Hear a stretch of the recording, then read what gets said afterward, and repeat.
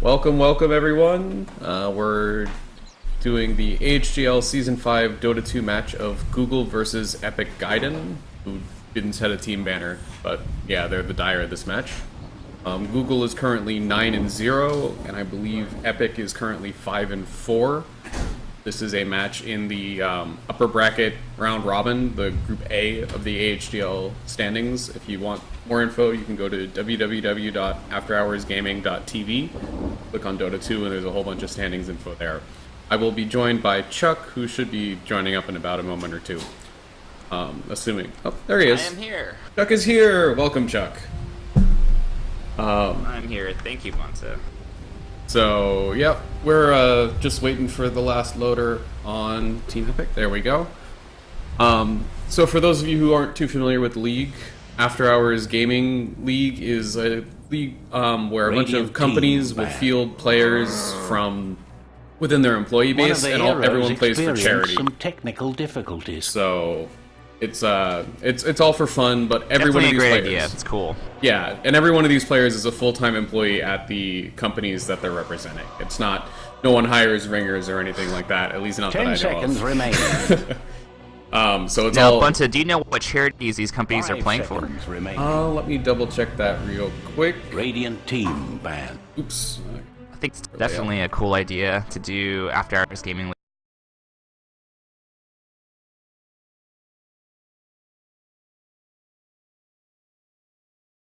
So Google is perhaps playing you have that for information. Doctors Without Borders. Sorry, yeah, no, I had to double check on the website, and that caused my computer to minimize. But Google is playing for Doctors Without Borders, and Epic is playing for Charity Water, 10 seconds remaining. which is a non-profit that gives 5 clean, safe drinking seconds water remaining. to people in developing nations. Pretty much right what it says on the tin, just like Doctors Without Borders. Reserve time. I think the prize pool is like a few $1,000s for first Radiant place. team pick. And then it also filters down into second and all the way to fourth. But let's get into the game now and start talking about the bans and picks. So we've got a first ban, Wisp Sniper Dire team pick. from Epic. Radiant team It's a good ban against Google and a good meta ban, but Ominous Head has been playing a lot of Sniper. So it's a good solid ban there. And Google will ban out the Axe and Bristlebacks. So, yeah. And then they pick the Troll Warlord. They don't want any of these tanky heroes to give the Troll a little bit of a hard time. And looks like Epic Very quick pick on Chen from Epic. Yeah, they must have a confident Chen 10 player. seconds And remaining. Chen Shadow Fiend is a very effective Radiant combo. team We've seen ban. Team Secret run it to great success. And it's been basically the Chen can just park a creep mid to help the Shadow Fiend out at the early levels and just really help him win the lane, or do an early rotation and get a kill if it's the right creep. 10 seconds remaining. And Google will respond to Witch the... Doctor coming out from... 5 Yeah, they will get a seconds Witch remaining. Doctor to respond to the Shadow Fiend Chen. Witch Doctor Cask is actually Dire kind of good team against the ban. Chen creeps, because the Cask, even though it eats up a bounce, the stun lasts a lot longer on the Chen creeps, so it can work really well. And Google's shown that they're perfectly capable of fighting around the Witch Doctor ultimate. The Witch Doctor will probably be played 10 by either seconds Gale remaining. Frost or Araragi, which one day I'll actually learn how to say your name properly. 5 seconds remaining. Let's see. Lion Band coming out from Google. Reserve Yep, time. it's a good solid support in this meta. I mean, all around, covers all your bases. The Hex is wonderful. Really make the Troll's life sad if Foria is BKB. Not as big a threat to the Witch Doctor, as long as the Witch Doctor positions well, until the line gets the blink. And an interesting Radiant Venge team ban ban. coming out from Epic. I guess they didn't want to play it themselves. Yeah, I would have thought that was a pretty good pick to try to lock down a troll early in a rotation, but I guess they had other ideas. 10 seconds remaining. Yeah, it's a bit weird. 5 seconds remaining. On Twitch team, looks like they're having some issues with my mic only Reserve coming out on time. left. That's a setting that I can't quite fix on the fly, I'm sorry. Dire It might team be... ban. Well, let's see, let's try that switch. Maybe that fixed it, maybe that broke everything, we'll find out soon enough. Thanks for the heads up, though, Glenn. 10 seconds remaining. Alright, sorry about that. So the bans... 5 seconds remaining. Juggernaut ban coming out from The Google. Juggernaut ban coming out. Yeah. Reserve time. Sorry. Dire team pick. It's a good solid carry ban, and Storm Spirit ban coming out from Epic. That's interesting. I haven't seen Google play much Storm Spirit. Radiant team pick. But he's a really strong hero in the team current pick. meta, and it's perfectly capable of running away with the game. And they don't have a ton of lockdown on the side of Epic, so it's a good ban. And Centaur Warrunner picked up for Google. This will almost certainly be an offlaner, which I believe it will be picked up by Nova. Just a really solid, good team fight hero. His ult's really strong, good short cooldown stun.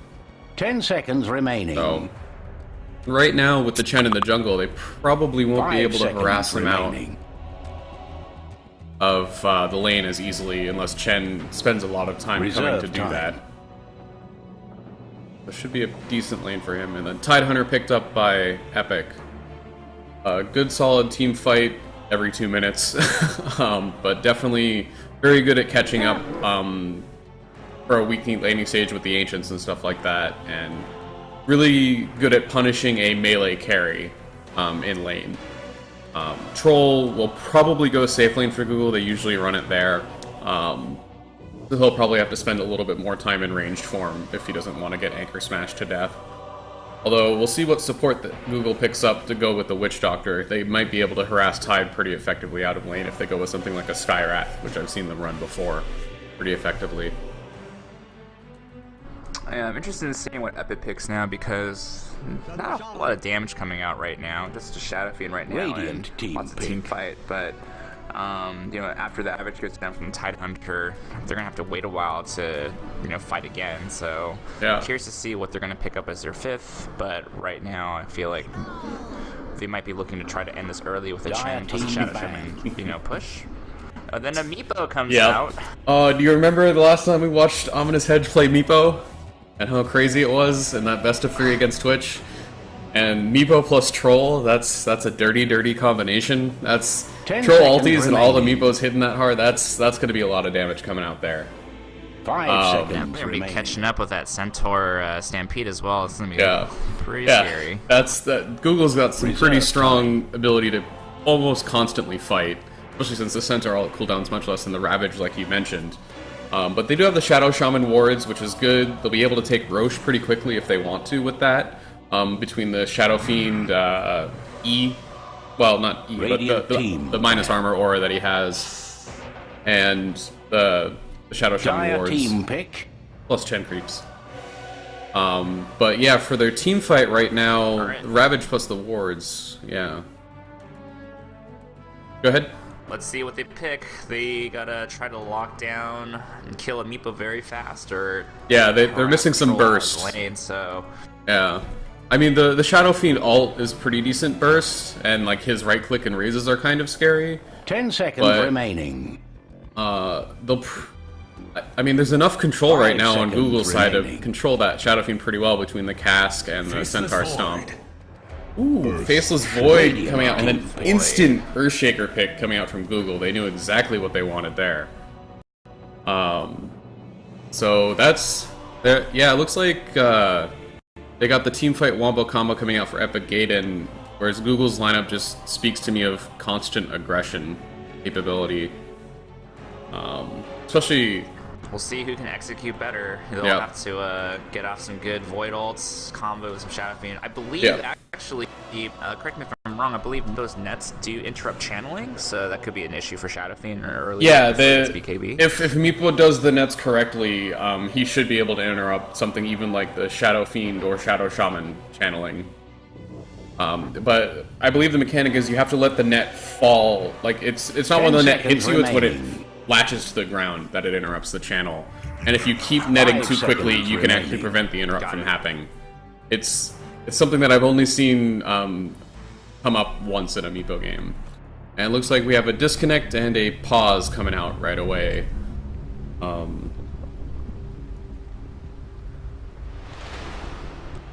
We're still waiting on Ominous Hedge to pick up his Meepo. Like Zeratul. Yeah, it looks like one of Epic's teammates, the one who was last to load, is disconnected right now, so we'll probably have to wait a little bit for him to reconnect. So we can talk a little bit more about the draft now. But yeah, the tricky thing I see for Epic's draft right now is they've got these good teamfight ultimates in the Ravage and the Faceless Void, but the damage to follow it up is very hard for them to pull off. They have to get the really great Shadow Shaman ward placement outside the Chronosphere for it to work well, and they have to make sure that the Shadow Fiend is outside of the Chronosphere and able to do damage in the right position to do that. So if they can pull that off, though, it's going to be very nasty, because that's a lot of big AoE control for all of Team Google.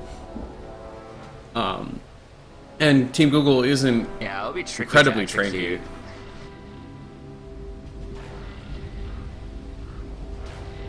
trained. And the trolls come out from it'll be... the teams.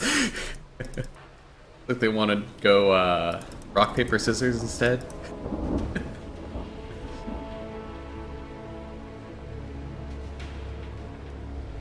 Go on, Chuck. Sorry.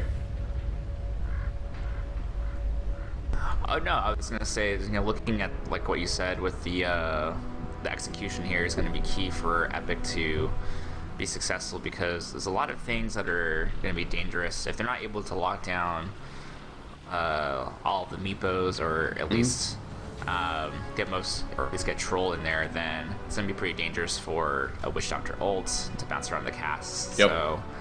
Oh yeah, I hadn't thought this about team that. is highly going to be focused on whether they can position well.